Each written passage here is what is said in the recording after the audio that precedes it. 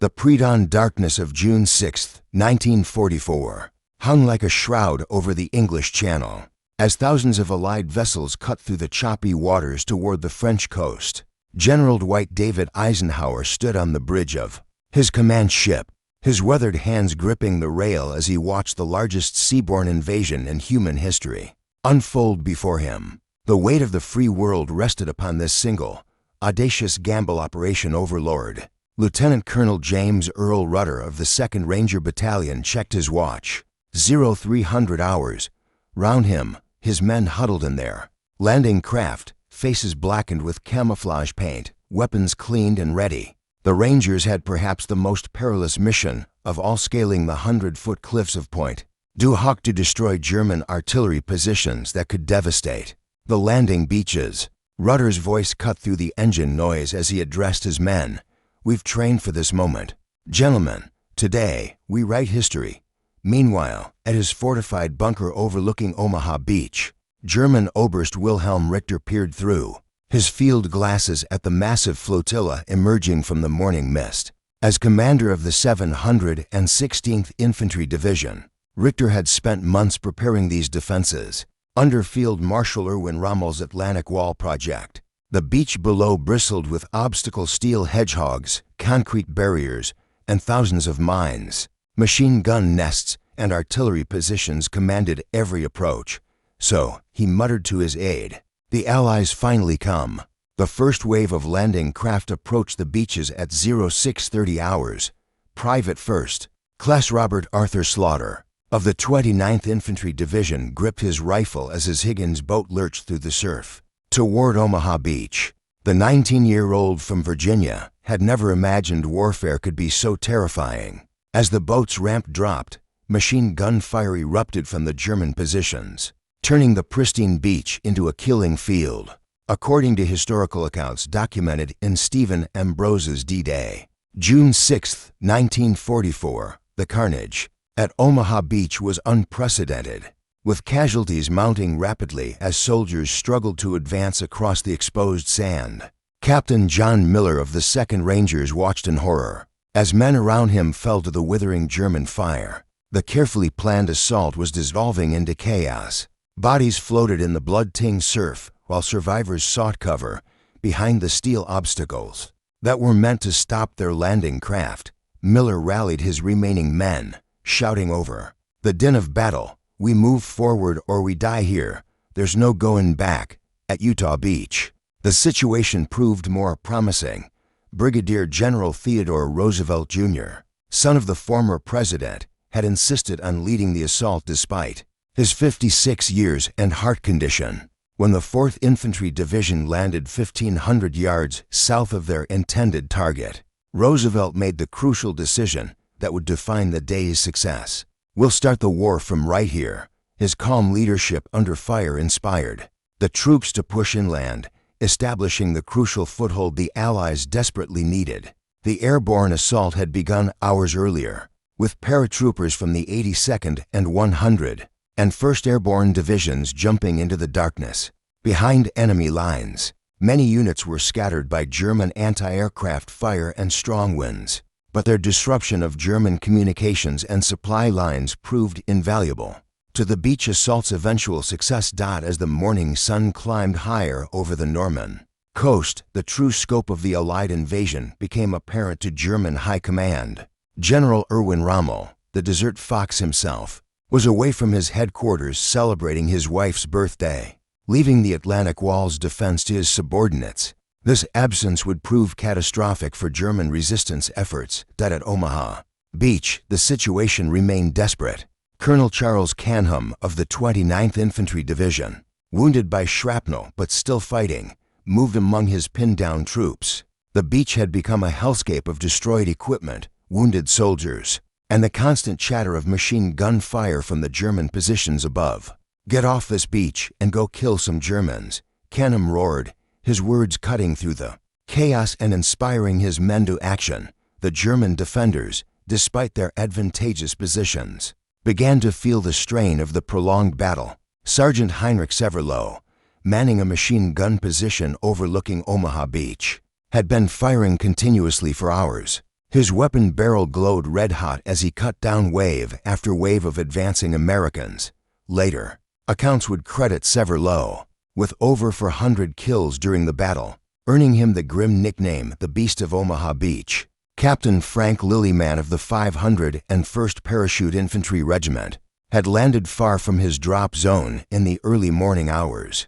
Leading a small group of paratroopers, he fought his way through German patrols toward the village of St. Miregelis. The pre-dawn airborne assault had scattered Allied forces across the Cotentin Peninsula, but these isolated units were accomplishing their mission of confusing and disrupting German communications. At Point du Hoc, Lieutenant Colonel Rudder's Rangers faced their own epic struggle. The preliminary naval bombardment had failed to destroy the German positions, and the Rangers found themselves scaling near vertical cliffs under intense enemy fire. Using rope ladders and grappling hooks, these elite soldiers demonstrated extraordinary courage as they climbed toward the German gun emplacements. Staff Sergeant Jack Kuhn led his squad up the treacherous cliff face, pausing only to return fire at German soldiers attempting to cut their ropes. The Royal Navy's HMS Warspite, a veteran battleship from the First World War, provided crucial fire support for the landing forces. Captain Frederick Parham ordered his gunners to target the German strongpoints that were causing the heaviest casualties. The ship's 15-inch guns thundered across the water, their massive shells crashing into the concrete bunkers and helping to suppress some of the deadly fire raking the beaches. Major General Leonard Jarrow, commanding the 5th Corps responsible for Omaha Beach, received increasingly desperate reports from his units ashore. The assault was failing, and he considered the unthinkable evacuation. But the courage of individual soldiers began to turn the tide. Rangers, engineers, and regular infantry started making small advances, using improvised tactics to overcome the German defenses. Private First Class Carlton Barrett of the 1st Infantry Division, the famous Big Red One, found himself trapped behind a seawall with dozens of other soldiers. The 20-year-old from Kentucky organized the survivors into assault teams, leading them in a desperate charge against the German positions. His Medal of Honor citation would later describe how he single-handedly destroyed 3 machine gun nests, clearing a path for his fellow soldiers to advance. The German resistance, while fierce, began to show signs of strain. General Major Dietrich Kreis, commanding the 352nd Infantry Division defending the Omaha sector, had committed his reserves early in the battle. As Allied forces gradually gained footholds on the beach, his ability to counterattack diminished. The carefully constructed Atlantic Wall defenses were being breached through sheer Allied determination and sacrifice. By mid-morning, the character of the battle began to shift dramatically. The initial chaos and near disaster at Omaha Beach slowly gave way to organized resistance as Allied forces found ways to breach the German defenses.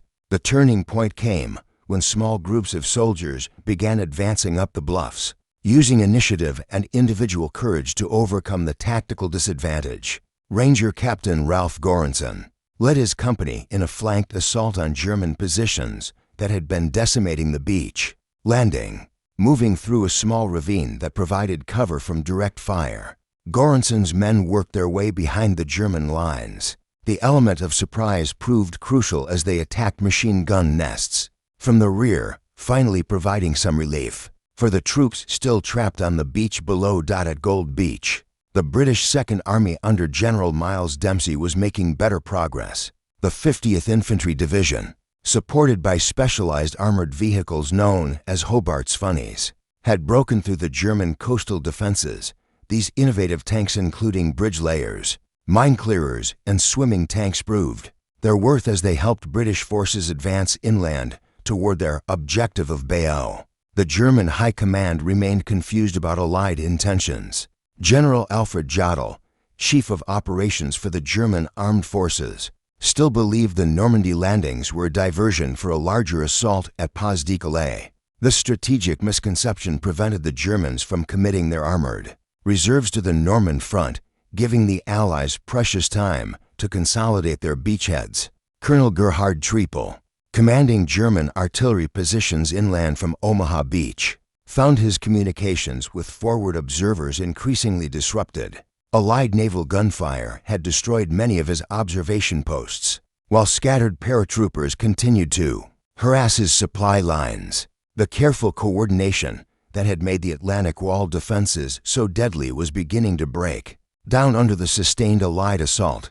At Sword Beach, British forces under Major General Tom Rennie pushed inland toward the city of Caen. The 3rd Infantry Division encountered fierce resistance from the 21st Panzer Division, one of the few German armored units that managed to counterattack on D-Day. Tank battles erupted in the Norman countryside as British Churchill tanks engaged German Panzer Mark IV tanks. In deadly duels among the hedgerows, the Free French forces, though limited in number, played a crucial psychological role in the invasion. Captain Philippe Kiefer led his French commandos in the assault on Ouistreham, marking the return of French forces to their homeland after 4 years of occupation. The sight of the French tricolor flying over liberated French soil provided immense morale boost to both Allied troops and French civilians. Master Sergeant Robert Blatnick of the 5th Ranger Battalion demonstrated the individual heroism that characterized the entire invasion. After his unit became separated during the assault on Point du Hoc, Blatnick continued fighting alone for several hours, using captured German weapons and ammunition. His single-handed destruction of several enemy positions allowed other Rangers to advance and complete their mission of neutralizing the German artillery. The air support provided by the Allied air forces proved decisive as the day progressed. Though the pre-dawn bombing had been less effective than hoped, tactical air support throughout the day helped suppress German counterattacks. Republic P-47 Thunderbolts and Hawker Typhoons strafed German positions and provided close air support for advancing ground troops. By 1400 hours, the situation had stabilized enough for Allied commanders to begin planning the next phase of operations. The beachheads, though smaller than originally planned, were secure. Supplies and reinforcements were beginning to flow ashore, and the German resistance, while still fierce, was becoming increasingly isolated and uncoordinated. As news of the Allied invasion reached German headquarters, the response revealed the fundamental weaknesses in the German command structure. Adolf Hitler, believing the attack was a feint, refused to release the armored reserves that might have driven the Allies back into the sea. General Gerd von Rundstedt, commanding Army Group West, argued desperately for immediate deployment of the 15th Army from Pas-de-Calais, but his pleas fell on deaf ears. General Feldmarschall Erwin Rommel, racing back from Germany upon hearing of the invasion, arrived at his headquarters at La Roche-Guyon to find his carefully prepared defenses crumbling. The Desert Fox had spent months strengthening the Atlantic Wall, but the defense plan depended on stopping the Allies at the water's edge. With the beachheads established, his strategy lay in ruins. Major Hans von Luck, commanding the 2nd Battalion of the 21st Panzer Division, received orders to counterattack the British forces advancing from Sword Beach. His unit represented one of the few German armored formations capable of reaching the landing sites on D-Day. Leading his tanks through the narrow Norman lanes, von Luck encountered fierce resistance from British anti-tank guns and air attacks. The German 7th Army, commanded by Generaloberst Friedrich Dahlmann, struggled to coordinate a coherent defense. Communications had been severed by Allied bombing and paratrooper sabotage, leaving individual commanders to fight isolated battles without overall direction. The carefully integrated defense system that Rommel had envisioned became a series of disconnected strong points. At the village of St. Miraglise, German garrison commander Major Werner Pluskett found himself surrounded by American paratroopers. The 82nd Airborne Division had seized this crucial crossroads in the early hours of the invasion, cutting German communications and preventing reinforcements from reaching the beaches. Pluskett's desperate radio calls for assistance went unanswered as German commanders struggled to understand the scope of the Allied assault. Oberst Kurt Meyer, commanding the 25th Panzer Grenadier Regiment, led the most significant German counterattack of the day. His battle-hardened troops, veterans of the Eastern Front, advanced toward the British positions near Caen with characteristic German efficiency. However, they encountered unexpected resistance from Canadian forces who had established strong defensive positions among the Norman farms and villages. The German Navy's response proved tragically inadequate. The few remaining vessels of the Kriegsmarine in French ports were either damaged or lacked fuel for extended operations.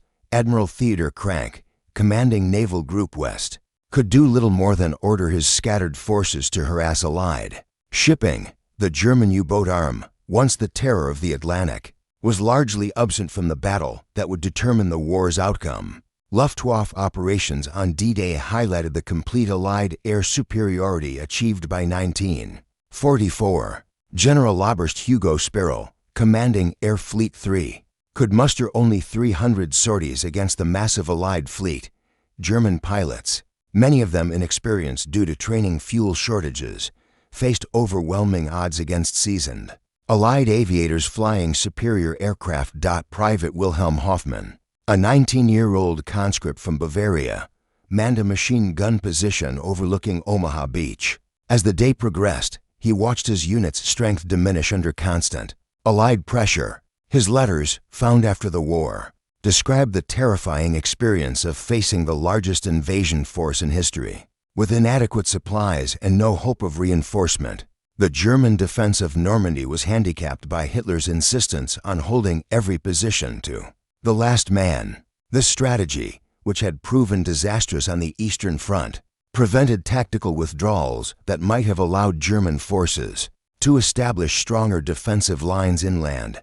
Instead, German units were ground down in isolated battles they could not win. General Max Pemsel, Chief of Staff of the 7th Army, recognized the gravity of the situation by midday. His situation reports to higher headquarters painted a grim picture of German prospects, but the rigid German command structure prevented flexible responses to the rapidly changing battlefield conditions. The same organizational efficiency that had made the German military formidable now worked against them as they struggled to adapt to an unprecedented situation. As the afternoon wore on, individual acts of heroism began to define the battle's outcome. The success of Operation Overlord depended not on grand strategy alone, but on the courage of ordinary soldiers who rose to extraordinary circumstances. These men, from diverse backgrounds and nations, united in their determination to liberate Europe from Nazi tyranny. Technical Sergeant Frank Perigori of the 116th Infantry Regiment exemplified the American fighting spirit. After his unit became pinned down by German fire near Omaha Beach, Perigori single-handedly assaulted 3 enemy positions, using grenades and rifle fire to eliminate machine gun nests that had been holding up the advance. His actions allowed his regiment to push inland, though he would pay the ultimate price for his heroism. Flight Lieutenant David Lord of the Royal Air Force demonstrated the crucial role of air support in the invasion's success, flying a short Sterling bomber in a supply drop mission behind German lines. Lord's aircraft was severely damaged by anti-aircraft fire. Despite having the opportunity to bail out, he remained at the controls to complete the mission, ensuring that British paratroopers received desperately needed ammunition and medical supplies. The French resistance played a vital, but often overlooked role in D-Day's success. Marie-Madeleine Fourcade, leader of the Alliance Resistance Network, had spent months gathering intelligence on German fortifications. Her network's detailed reports on the Atlantic Wall defenses proved invaluable to Allied planners, though her contributions would remain classified for decades after the war. Captain John Spaulding of the 16th Infantry Regiment led one of the first successful penetrations of the German defenses at Omaha Beach. With his company reduced to just 32 men, Spaulding organized small assault teams that used covering fire and movement to advance up the bluffs. His tactical innovation of using rifle grenades to suppress enemy positions became the model for subsequent assaults. The courage of the U.S. Navy's beach masters proved equally crucial to the invasion's success. Chief Boatswain's mate Joseph Vagey coordinated the landing of supplies and reinforcements under constant enemy fire. Despite being wounded twice, Vagey continued directing beach operations, ensuring that the flow of men and materiel continued throughout the day. His organizational skills under fire helped transform chaos into controlled operations. British Sergeant Major Stanley Hollis of the Green Howards earned the Victoria Cross for his actions at Gold Beach after his unit encountered a German pillbox that was holding up the advance. Hollis charged the position alone, capturing the garrison and clearing the way for his battalion's advance. Later that day, he would repeat this feat at another German strongpoint, demonstrating the aggressive spirit that characterized the British assault. The contributions of combat engineers proved essential to breaching the German defenses. Staff Sergeant Curtis Cullen of the 102nd Cavalry Reconnaissance Squadron invented the Cullen Cutter or Rhino tank, a device that allowed Sherman tanks to break through the Norman hedgerows. His innovation, quickly adopted by other units, gave Allied armor the mobility needed to exploit the initial beachhead. Corporal Alexander Vrasiu of the U.S. Navy, flying from the carrier USS Lexington, shot down 6 German aircraft in a single mission over the landing beaches. His aerial victories helped maintain the air superiority that was essential to the invasion's success. The overwhelming Allied air power prevented German aircraft from interfering with the landings and provided close air support for ground troops. The medical personnel who served on D-Day displayed exceptional courage under fire. Captain Charles Shebbuck, a battalion surgeon with the 2nd Ranger Battalion, established an aid station under direct enemy fire at Point du Hoc. Working without adequate supplies or protection, he treated wounded Rangers throughout the day, saving countless lives through his skill and dedication. The diversity of the Allied forces reflected the global nature of the struggle against fascism. Private First Class Charles Norman Shea, a member of the Penobscot Nation from Maine, served as a medic with the 1st Infantry Division at Omaha Beach. His actions in rescuing wounded soldiers from the surf, despite enemy fire, earned him the Silver Star and highlighted the contributions of Native Americans to the war effort.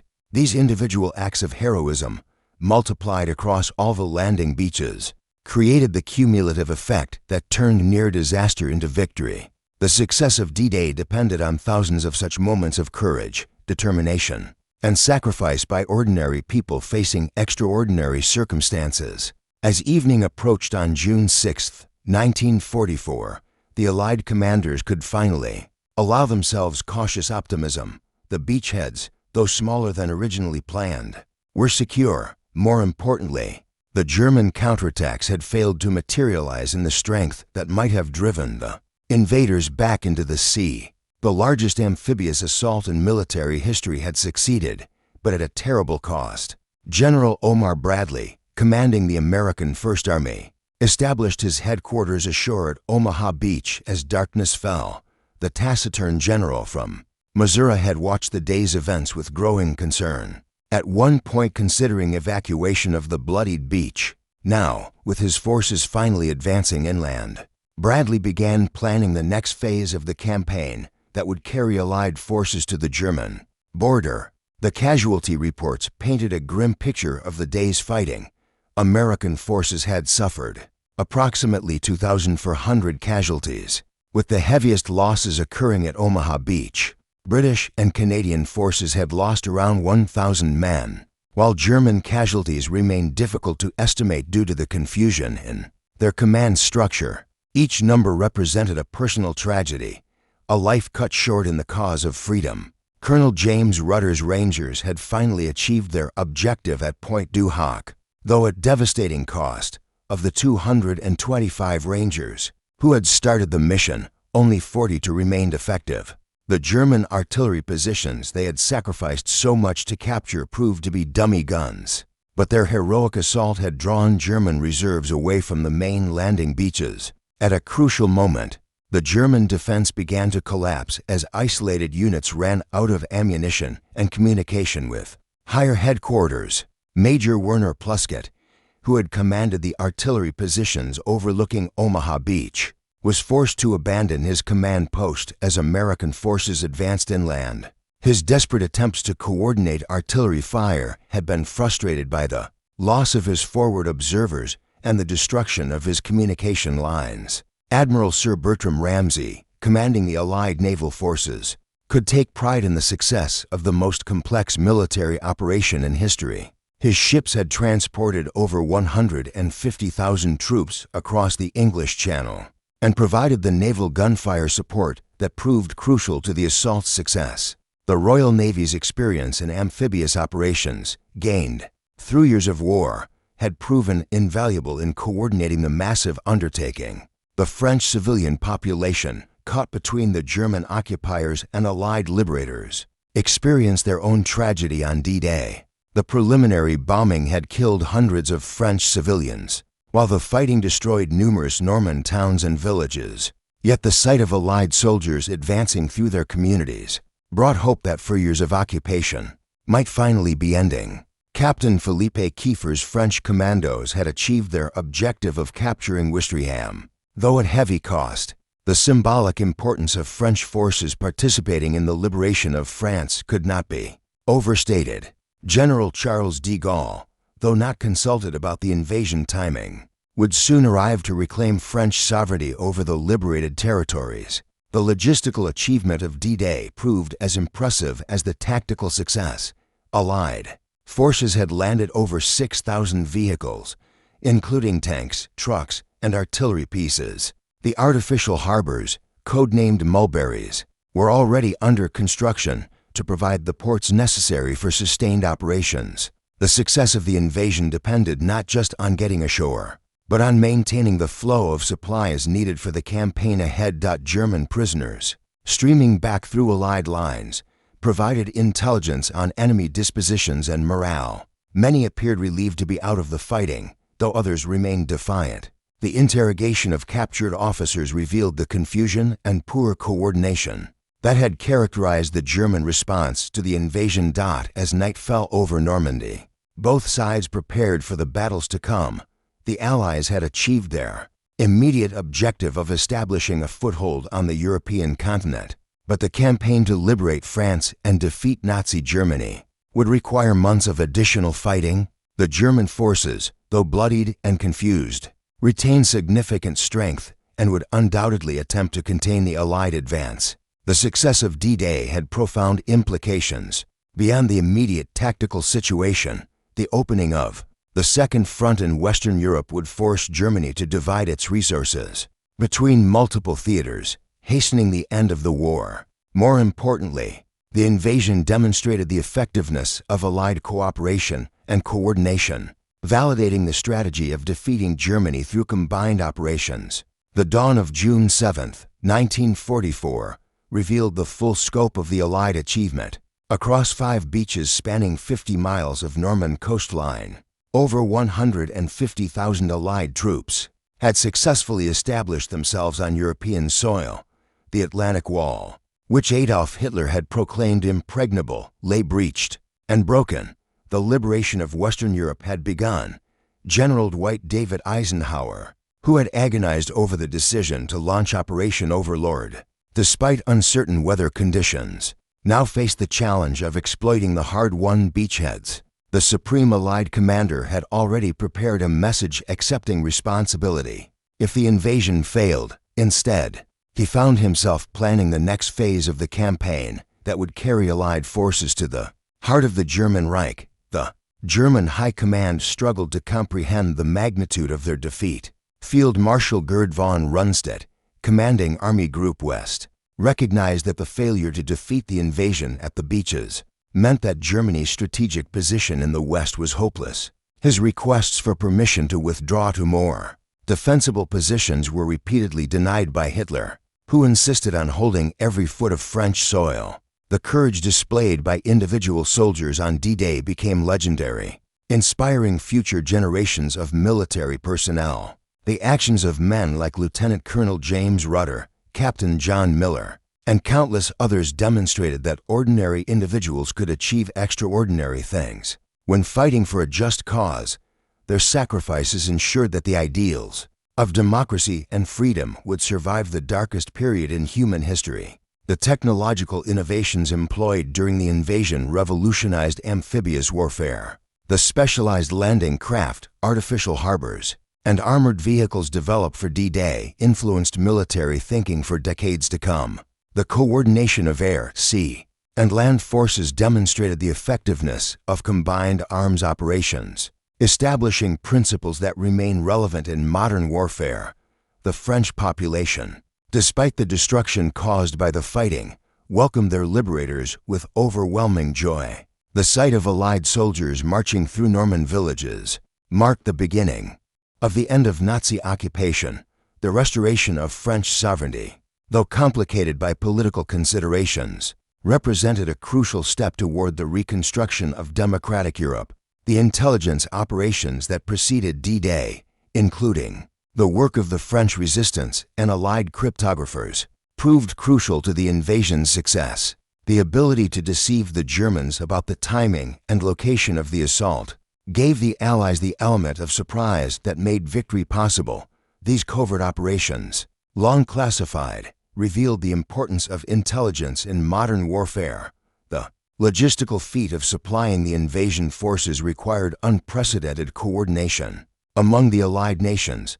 The construction of artificial harbors, the organization of convoy schedules, and the management of supply chains demonstrated the industrial capacity and organizational skills that would ultimately defeat the Axis powers. The success of D-Day logistics provided the foundation for the subsequent campaign across France. The medical services that supported the invasion saved thousands of lives through innovative treatment techniques and rapid evacuation procedures. The establishment of field hospitals, the use of blood plasma, and the development of new surgical techniques all contributed to the highest survival rates. In military history, the medical lessons learned on D-Day influenced civilian healthcare for generations. The participation of forces from multiple nations in the invasion demonstrated the truly international character of the fight against fascism. American, British, Canadian, Australian, Polish, French, and other Allied troops fought side by side, united by their commitment to defeating tyranny. This cooperation provided the foundation for the post-war alliance that would shape the international order. The success of D-Day marked the beginning of the end for Nazi Germany. Within 11 months, Allied forces would be in Berlin, and the Third Reich would cease to exist. The brave men who stormed the beaches of Normandy had changed the course of history, ensuring that future generations would grow up in freedom rather than under the shadow of totalitarian rule. The Battle of Normandy stands as one of the most significant military operations in human history. The courage, sacrifice, and determination displayed by the Allied forces on June 6, 1944, secured not just a tactical victory, but the ultimate triumph of democratic values over fascist tyranny. The legacy of D-Day continues to inspire those who fight for freedom and justice around the world, reminding us that even in the darkest hours, ordinary people can achieve extraordinary things when united in a common cause. The echoes of that epic day continue to resonate through history, reminding us that the price of freedom is eternal vigilance, and that the courage of a few can indeed change the fate of many. The beaches of Normandy, once stained with blood, now stand as monuments to the enduring power of human courage and the ultimate triumph of good over evil.